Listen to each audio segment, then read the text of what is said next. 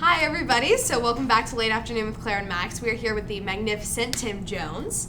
So thank you so much for being with us. We ourselves are so excited to learn from you, but we're also really excited for our viewers to hear from you. As I mentioned, it's kind of our vision for Late Afternoon to showcase and highlight the other side of the camera and behind the scenes. So that being said, he is a musician as well as a music composer. And we just wanted to start things off really general. Could you kind of give us an overview of your industry and your place within it? Sure. Thank you for having me, first of all.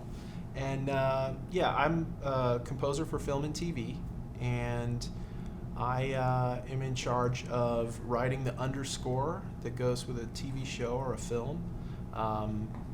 John Williams is a film composer, so if you think of the music that he writes underneath, it's not so much, it's not at all the sound effects or anything that you would hear. It's really specifically the music. Right. And a lot of the time, the songs are something different. They'll be picked by somebody, a music supervisor, Okay. and so I'm just in charge of doing the scoring. Although sometimes I'll do songs if they ask me to, or incorporate them into the score. But they really just come to me to bring the music part of the story, and that's really my job, is to tell the story with music, and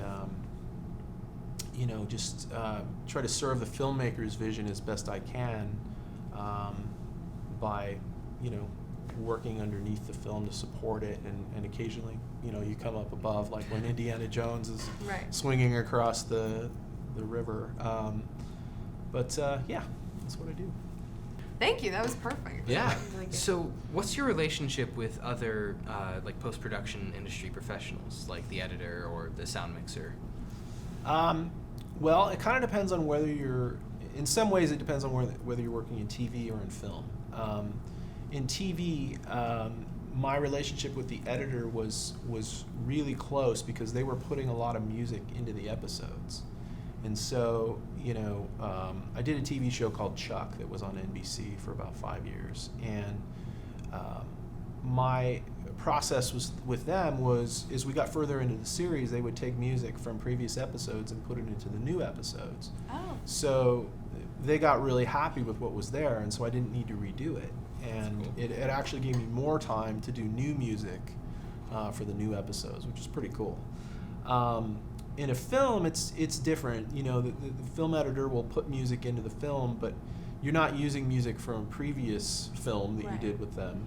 So it'll be music from other films that they use as what's called a temp, and it gives the director and producers and everybody an idea of what the movie will feel like when you get music in there.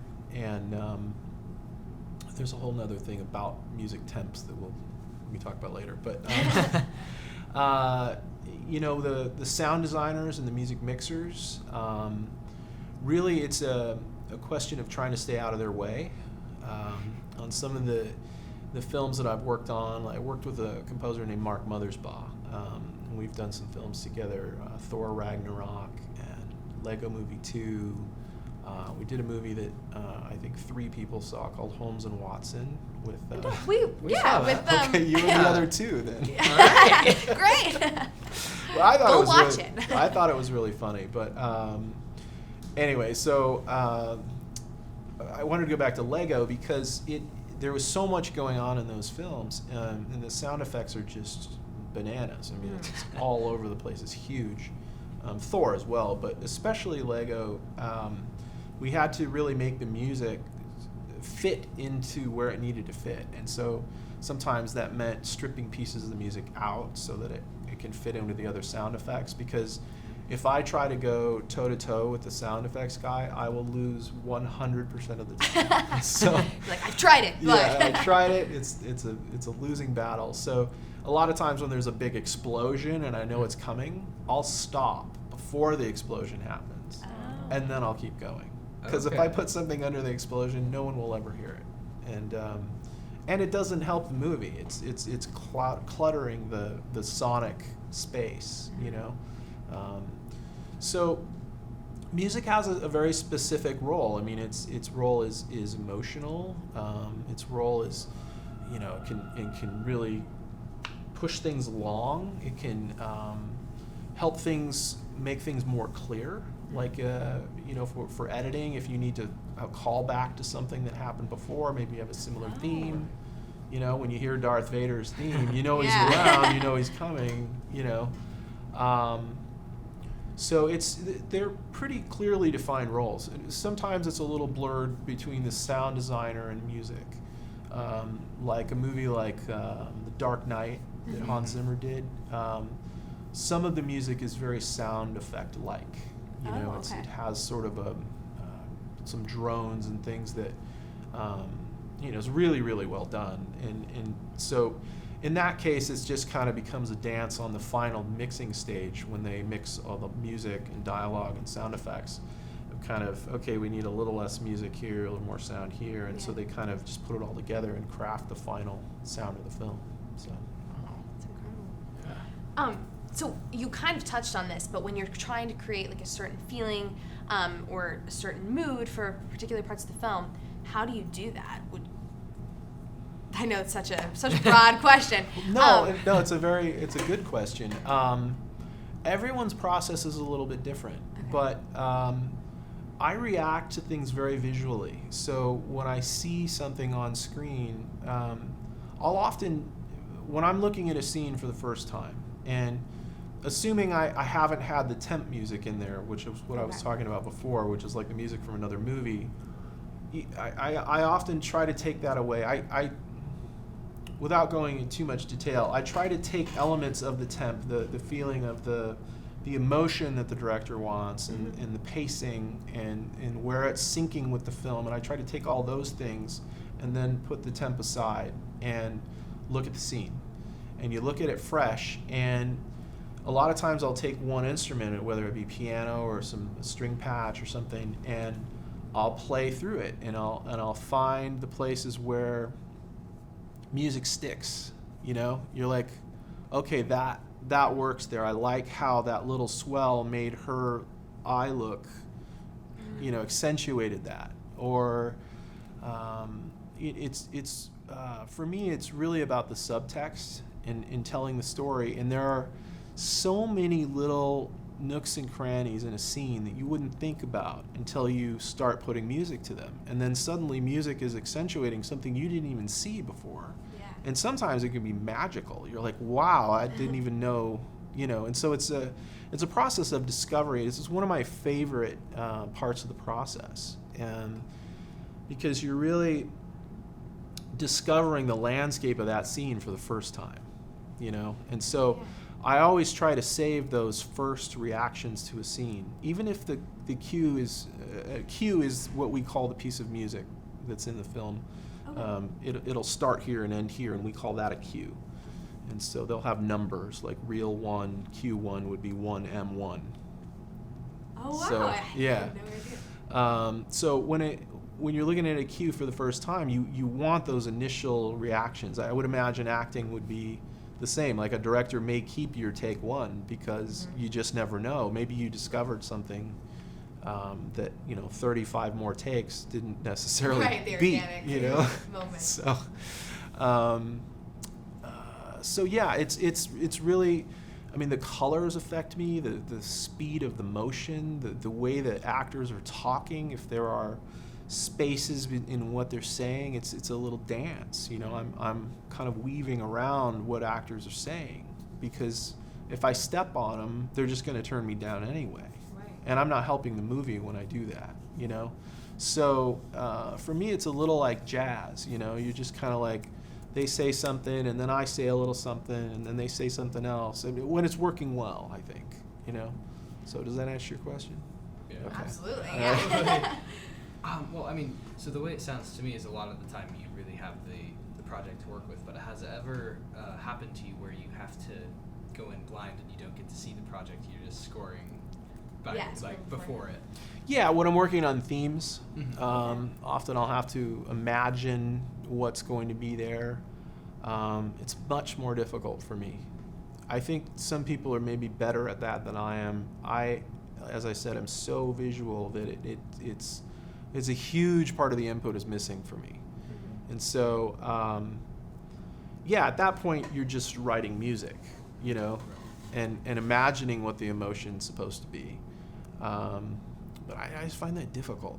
And I've had times where, some of these larger animated films that I've worked on, there's a lot of just pencil drawing, and sometimes it'll freeze for 3 seconds and then you'll go to the next thing. So you don't get to see the full motion of it. And I think it's more difficult. You kind of have to put enough motion into that section so that when the film's actually in there, it's hitting things, Right. You have to kind of anticipate having some sync points. Sync points is when you would line the music up to something in the picture. When a guy raises his sword, you want something to happen in the music. Right. So do you oftentimes read the script before, like when you're doing a theme? Do you have a chance to read the script so you have some idea, or do you? That would probably be best case scenario if I had to do that. Yeah, reading the script. You can come up with things, but I just find that, the way that I work, and this isn't the way that everyone works, but I tend to throw like a lot of paint at the canvas. I have a bunch of ideas, and then the process for me is subtractive. So I just start taking things away until it feels the way I want it to. Mm-hmm. And I've had people that worked with me. I had an assistant. He, I don't know, one day he was sitting there for a couple of hours, and he said, "Man," he's like, "when you started, that cue is one thing, and now it's completely different." And I was like, "Yeah, you're right," But it morphs, it changes, it evolves, and as you take more away, and I think that's really when it's working well, you're able to take enough away that you have just exactly what's supposed to be there and nothing more.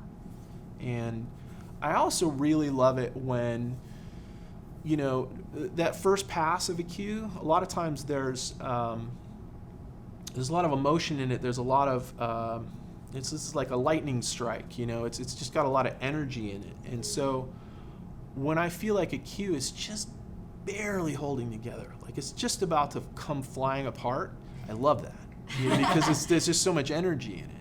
It doesn't feel blocky and like it's got some inspiration in it, which I absolutely love that. When you can capture some of that chaos and keep it from flying apart, but it's just got a certain amount of energy that maybe I wouldn't have thought of before I started, but I got in there and something happened and you built on it and it just became its own thing. Does that make sense?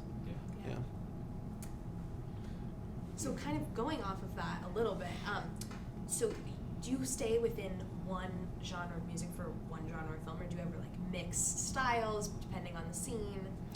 Yeah, I mix things up a lot. Cool. There's a lot of cross-pollination. It depends on the project. Sometimes you have more latitude to, create things that are a hybrid. I think people are more interested in hybrid these days because we've heard so many other things, And that's not to say that there aren't projects that, specifically need if you're doing a Jane Eyre or something, and it needs to be kind of a typical orchestra, then it's all about the beauty of the melody and the orchestration and the writing. That's the craft. But if you're doing something like The Dark Knight, it's new. These are new elements being combined, and that's what makes it exciting, I think. So, anytime that show Chuck. I was constantly mashing things together. It was so much fun. It had all this throwbacks and 80s references and movie references, and so, every episode was different. Every episode honestly has its own fingerprint, and that was fun. You don't get to do that very much in television because it's got a very specific sound that needs to happen every week, and it needs to be a steady thing, and people go, "I know that sound," but. So, yeah, I'm sorry, I forgot the question. Oh, no, you completely answered it. You do mix things up, which I'm sure it seems like that's all the time. That's part of it. Yeah. So, how'd you get your start? And do you have like any advice for kids out there wanting to become a composer and a musician? Well, it was, I'm sure every composer that you would talk to has a different story, but I grew up on a ranch about 3 miles from the Mexican border, near Yuma, Arizona. My stepdad was a farmer, and he had about 5,000 acres. It was a big I used to work in the summertime driving farm machinery, and I would take my money and buy synthesizers. So That's the perfect story. Oh my gosh. So I eventually ended up at UCSD in San Diego, and I was a music major. I was actually an electrical engineering and music major until I realized very quickly that music was really what I was supposed to be doing, because electrical engineering was very difficult for me. So I then transferred to the Berklee College of Music in Boston, because they had a film scoring program. You could finish your bachelor's degree with a major in film scoring, which is what I did. And it was a fantastic program. They taught me a lot about the technical aspects of being a film composer. There's a lot to know, because you have to sync things up, and you have to have a lot of references in your head too. I think you have to know other films, and how they handled it, and how would I handle it, and just the technical aspects of it can take some time. And it's hugely computer based now. It used to be you could get away with a piece of paper and a pencil. John Williams doesn't use a computer at all. He writes everything down on paper with a pencil at his piano, and it's all there, every note.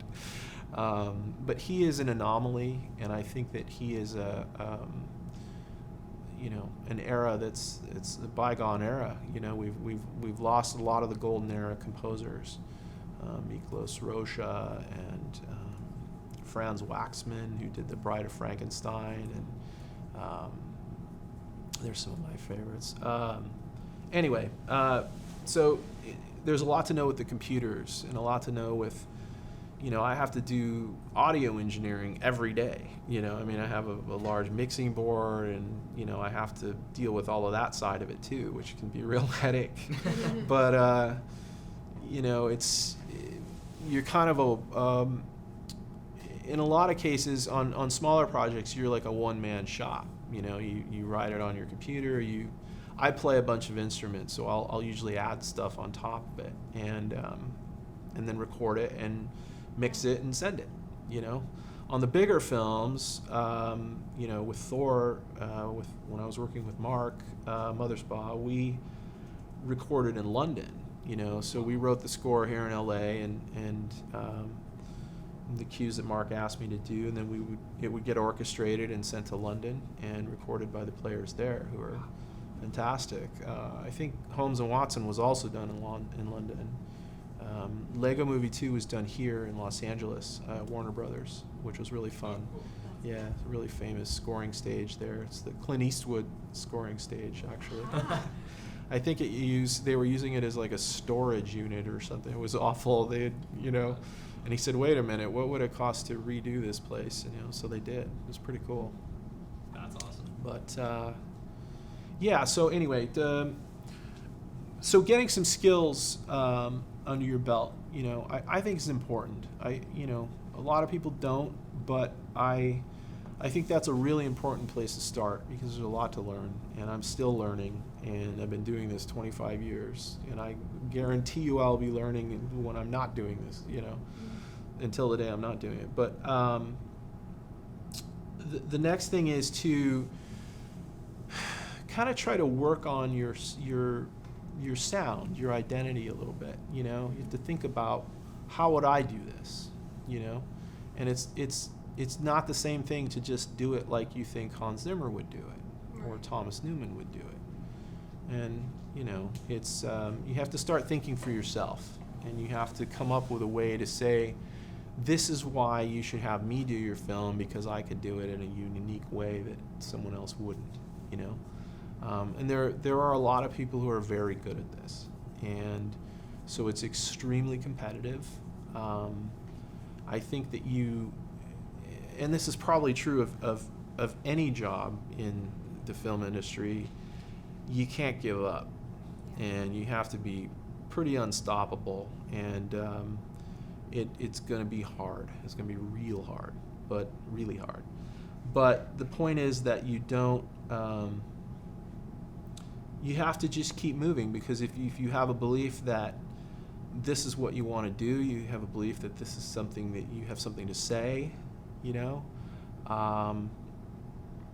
there are jobs. There are people working. There are thousands of people writing music every day for a living, you know? So it is possible. It's not easy, but, you know, like anything else, like acting, it's certainly possible.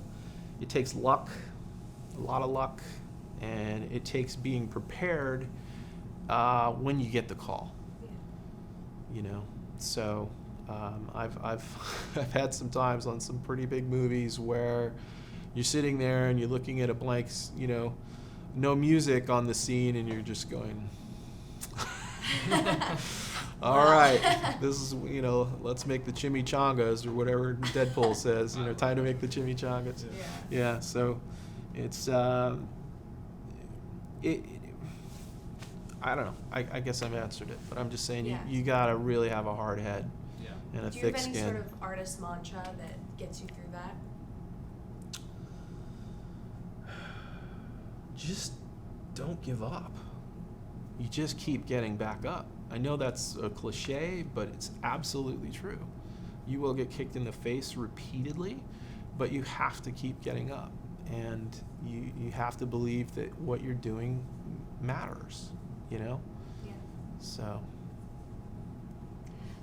So kind of switching gears a little bit, we have a couple questions. So how has the industry shift towards an increased amount of platforms and content? Has it hurt, helped, or really not affected your career? And also, I know we mentioned like tax laws or anything like that that you want to talk about. Yeah, that's a big one. It's, for me personally, has been extraordinarily detrimental thus far. Really? Yeah, we, you know, without going into too much detail, you know, I did a bunch of shows for TV, and it was supposed to go into syndication, and then suddenly the streaming thing was just coming into, so the show went to a streaming platform, and suddenly, I mean, just extraordinary amounts of money were lost, you know, Wow. because they weren't paying much of anything for streaming. And it's interesting that you ask, because just today I received a royalty statement, and I think that the tide is starting to turn a little bit. Okay. I'm starting to see things coming from streaming that I never saw before. It was pennies on the dollar, you know, and those royalties are very important for composers. I'm sure many other people, obviously, but that's what sustains you between jobs, you know, and that's how you sort of build a catalog of work that can continue to earn money over time, you know. And it's seemed so far that I don't really know if it's equitable the way that it's been being paid by the streaming services. And it's a different it's not ad-based. Although I just saw yesterday that NBC is doubling down on ad-based streaming, which could be really good for artists and for creatives, you know, because I just, and don't get me wrong, I you know, have no interest in getting blackballed by the streaming services, but, you know, you just want to make sure that people are paying for the content that they're using, you know, and you don't want a Gilligan's Island situation where there's just no back end and those people, you know, have a really hard time in life, you know. They didn't get their royalties or something like that. It was before they started paying royalties, I think. Oh, wow. Yeah. Anyway, I should know the story better, but in any case, it is changing. It's changing rapidly. It changed before the laws could even catch up. It's like almost like the laws never did catch up. But they must be now, you know, with the performing rights organizations or the people that collect royalties for composers, and SAG collects royalties for actors. I think they're finally starting to get in and make deals with these companies to say, look, you gotta tell us how much you're using, because they wouldn't open their books. They were like, we're not going to tell you how much people watch, you know.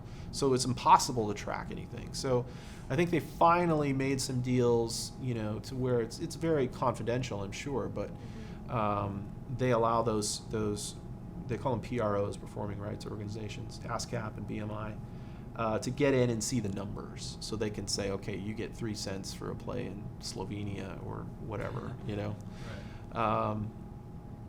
So it's changing. It's not changing fast enough, in my opinion, but I've been encouraged even in just the past few weeks by some of the stuff I've seen. Yeah, so let's hope, because it's important. We work hard. Right. And there are a lot of people in our industry who don't get back end, and so they don't really understand that that's a big part of how we make a living. And so I think that it hopefully is changing for the better.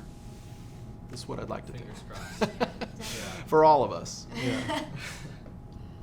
This is a Netflix PSA. Yeah, right. Please. Get it done. Yeah. Amazon. Yeah. Amazon was Please. good to me. Amazon's was good. I was surprised. So recently. Okay, so we have a couple fun questions to kind of close it out. Okay. What would be your dream film to work on? Obviously not on a streaming service.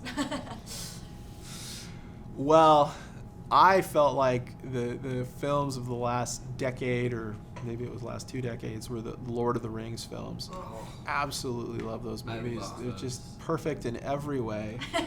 The music was fantastic. Howard Shore knocked it out of the there. park. That would be amazing. Obviously, they're not gonna do those again, but Well, they have Well, they have the new series. That's series true. on that. Amazon does, Although isn't that's it? an Amazon thing. Another Yeah. PSA. Yeah. Get No, it I'm on. saying that Amazon's good. Yeah, we Amazon's love you. great. Um, dream job. Well, I have a very short attention span, so anything that is new is usually good. So I like what I'm working on now. You know what I mean? So That's a good mindset to have. well, it's just that I do so many different things. I mean, I really do. A lot of people, say, "Oh, I do," but no, I really do. I've done many, many different genres, and I enjoy that, and that's why I like to mash them up. This is kind of fun. So, I mean, who wouldn't want to hear reggae, hip hop, Star Wars? You know what I mean? It's like, I would love to. although that might Now that you we say might it, go into the Jar I Jar hear it. Binks area, which would be a very bad place to Oh, go. So, I know I want to see it I'm more. still convinced that Jar Jar is a Sith Lord. okay. That's just my opinion. It's a tough question. There's so many things I like. I think we were talking briefly off camera about Interview with the Vampire. Oh, yes. But I loved that score. It was a fantastic score. A guy named Elliot Goldenthal, and it's beautiful and just really well done. Rudy. Oh, I love Rudy. I mean, So I see Jerry a Goldsmith. consistent- So uplifting. Yeah, Yeah. Jerry Goldsmith is just an amazing composer, one of my all-time favorites. So a movie like Rudy would be amazing. A movie called Searching for Bobby Fischer. Did you ever see that? I did see that. Yeah, the little Yeah, kid the little plays kid. chess, and Yeah. it was a beautiful score by James Horner, who we lost, unfortunately. But yeah, but I love action. I love like a good noir film would be so cool. So I'll do anything, just about. Well, For our last question, oh. how many instruments do you play? Yeah. Well, we're gonna have to qualify the word play. I make noise on lots of things. I Yeah. mean, That big counts. noise. Yeah. Right. I play piano. That's sort of my main instrument. Okay. Voice.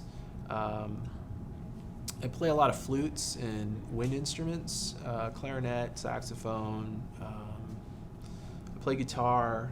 I play lap guitar, lap steel guitar a little bit. I play a lot of things a little bit, but when you have unlimited takes, you can just keep recording and then snip out the best little bits, Obviously, when I need something, I get a pro, to come in. But I don't know how many, 6, 7, 8, I don't know. 700? Wow. Was that? Wow. Well, we Thank you so are much for coming in. So awed Thanks by for you. having Yeah. me. Thank you so much. Yeah. Everyone, go check out all of the films, please. All of the incredible and work he's Amazon, done. get him on the new Lord of the Rings. Yeah. Do it. Well, thank you guys, and good luck with the show. I Thank think you. it's a Thank you. great idea, and I just think it's gonna go bananas. It's gonna be awesome. Oh, thank So, you. yeah. Yay. Thank you so much for coming in. All right.